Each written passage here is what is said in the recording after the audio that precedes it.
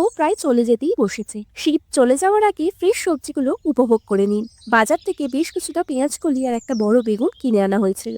সেই সবজি দিয়েই সুন্দর বানিয়ে ফেললাম ছোট মাছের এই চচ্চড়ি। এর জন্য প্রথমেই সর্ষের তেলে নুন হলুদে মাখিয়ে রাখা মৌরলা মাছগুলো দিয়ে ভেজে নিয়েছি। বেশ মুচমুচে করে ভেজেছি। এই মাছগুলো ভাজা খেতে খুব ভালো লাগে। এবার কড়াইতে একটু সর্ষের তেল দিয়ে কালো জিরে ফোড়ন দিয়ে অ্যাড করে দিয়েছি বেশ কিছুটা পেঁয়াজ কুচি।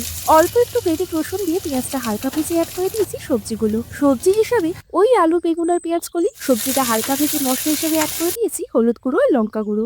মশলাটা সবজির সাথে ভালো করে কষিয়ে পরিমাণ মতো জল আর স্বাদ মতো লবণ যোগ করে সবজিটা সিদ্ধ হতে দিয়েছি। বেশ কিছুক্ষণ পর ঢাকনা খুলে সবজিটা সিদ্ধ হয়ে গেলে এতে অ্যাড করে দিয়েছি ভাজা মাছগুলো।